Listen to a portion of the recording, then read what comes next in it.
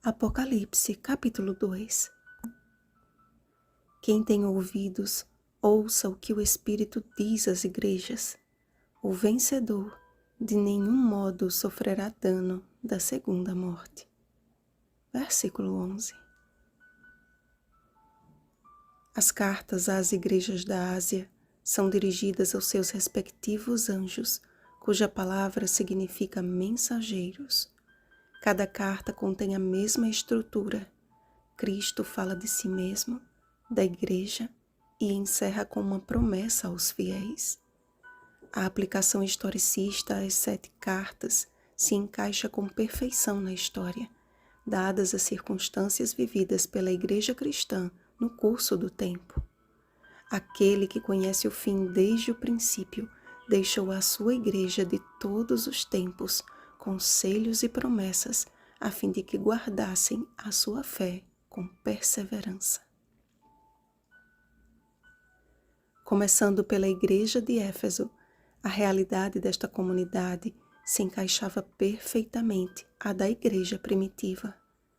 Éfeso significa desejável e abrange o período de 31 a 100 d.C. Inicialmente liderada pelos apóstolos, essa igreja experimentou a messe da chuva temporã e perseveravam na doutrina dos apóstolos e na comunhão, no partir do pão e nas orações. Atos capítulo 2, versículo 42. Havia uma busca genuína pelo Espírito Santo e pelo conhecimento de Cristo através das Escrituras. As reuniões de oração eram constantes e suas vidas testificavam do amor genuíno e altruísta. Mas o que havia começado de forma poderosa foi esmorecendo e a igreja cristã enfrentou um período crítico de apatia espiritual. Tenho, porém, contra ti que abandonaste o teu primeiro amor. Há um risco muito grande de nos perdermos em uma religião de formalidades, fazendo tudo certinho e evitando a aparência do mal, enquanto o nosso coração está endurecido para o amor de Cristo. Mais do que nunca, precisamos dar ouvidos ao apelo divino. Lembra-te, pois, de onde caíste, arrepende-te e volta à prática das primeiras obras. A igreja de Esmirna, do ano 100 a 313 d.C., foi uma das 2 únicas igrejas às quais Jesus não repreendeu. Esmirna significa perfume. Enfatizando a sua morte e ressurreição, Jesus falou a um povo que sofreu pelo terrível período de tribulação e pobreza. O Coliseu Romano foi o palco de terríveis atrocidades cometidas contra os cristãos, mas a postura ilibada daqueles homens, mulheres e crianças testemunhava de uma fé inabalável. Suas vidas eram o bom perfume de Cristo. 2 Coríntios capítulo 2, versículo 15. Foi um período de severa perseguição que se agravou no ano 303, quando Diocleciano promulgou um decreto que proibia a prática do cristianismo em todo o império. Foram 10 dias, em tempo profético 10 anos, de muito sofrimento para o povo de Deus, até que no ano 313, o edito de Constantino concedeu aos cristãos a tão sonhada liberdade religiosa. Esse período crítico da igreja cristã e a fidelidade de seus membros, mesmo em face da morte, nos deixou um legado de inabalável confiança naquele que esteve morto e tornou a viver, o qual prometeu: ser fiel até a morte e dar-te-ei a coroa da vida. Foi em um dos períodos mais tristes e terríveis da história cristã que os servos de Deus deixaram o mais lindo e fiel testemunho. Diante de nossa realidade atual de liberdade religiosa, reflita nisso. A próxima igreja foi do período de 313 a 538 d.C., um período de ascendência para a cidade de Pérgamo, que se tornou um dos principais centros do império. Pérgamo significa elevação. Ali foi erguido um templo dedicado à adoração da deusa romana e do imperador. Jesus se apresentou a esta igreja como aquele que tem a espada afiada de 2 gumes, uma referência direta às Escrituras, como está escrito. Porque a palavra de Deus é viva e eficaz e mais cortante do que qualquer espada de 2 gumes. Hebreus capítulo 4, versículo 12. Foi um período crítico, onde as verdades da Bíblia estavam sendo lançadas por terra em troca de uma paz temporária. Os mesmos pecados cometidos por Israel no tempo em que Balaão incitou a Balaque estavam contaminando a igreja cristã de Pérgamo. A prostituição espiritual, através de uma mistura do santo com o profano, estava pondo em risco a fé de muitos. Era necessário que se arrependessem e voltassem a se alimentar do sólido e suficiente maná proveniente das Escrituras. Quão terrível é omitir qualquer brilho da verdade, enfraquecendo a nossa luz. Temos uma verdade presente hoje que inclui um estilo de vida diferenciado do mundo.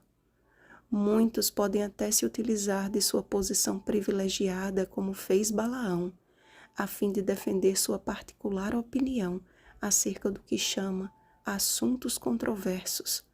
Mas o Senhor não tem controvérsias em sua segura palavra, nem tampouco deixa espaço para confusão e vãs discussões. Quer fazer o que você acha que não tem problema? Você é livre para isso. Mas, por favor, não use como argumento o nome de Jesus e sua santa palavra, porque ele e a palavra que são um, João capítulo 1, versículo 1, não tem meio termo. É sim, sim ou não, não. O que disto passar vem do maligno. Mateus capítulo 5, versículo 37. O significado da palavra Tiatira, sacrifício, já nos revela muito acerca deste período profético, que vai do ano 538 ao ano 1517 d.C., sendo o período de início da supremacia papal e também das primeiras luzes da reforma protestante.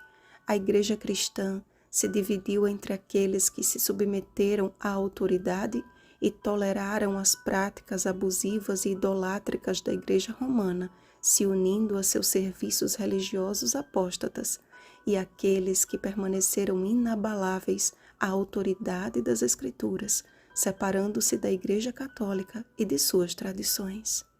Foi um tempo muito crítico para os fiéis, que eram poucos, mas Deus provou mais uma vez que os poucos que estão com Ele se tornam a maioria.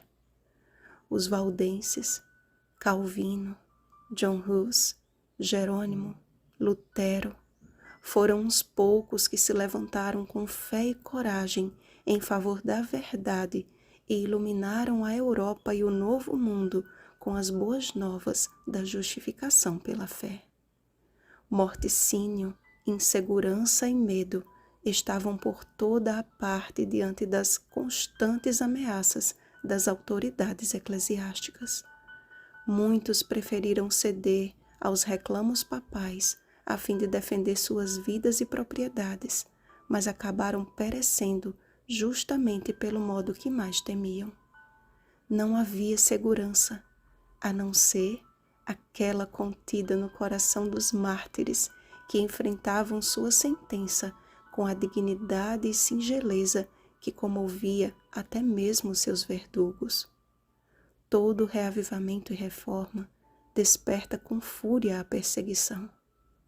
Ellen White escreveu: haja um reavivamento da fé e poder da igreja primitiva, e o espírito de opressão reviverá, reacendendo-se as fogueiras da perseguição. O Grande Conflito, página 46. Meus amados irmãos, todos esses recados de Cristo dados à igreja cristã de cada período da história deste mundo são perfeitamente aplicáveis a nós hoje. Precisamos dar atenção ao apelo divino que em todo o tempo nos diz: tão somente conservai o que tendes até que eu venha. Também temos uma mensagem especial para o nosso tempo e conselhos inspirados que só entenderemos e aceitaremos mediante a sabedoria dada pelo Espírito Santo. Você está percebendo a importância de compreendermos as verdades contidas neste livro? Ele aponta para a veracidade de toda a Escritura e para as promessas infalíveis de um Deus que nos diz: eu virei outra vez. Não podemos alicerçar a nossa fé em palavras de homens que disputam a razão nas redes sociais, mas na espada do Espírito, que é a palavra de Deus. Efésios capítulo 6, versículo 17. Estude a Bíblia por si mesmo, com a humildade de conhecer qual seja a boa, agradável e perfeita vontade de Deus. Romanos capítulo 12, versículo 2. Que Deus te abençoe em sua busca e até amanhã, pela graça de Deus. Vigiemos e oremos. Bom dia, perseverantes na verdade. Rosana Garcia Barros.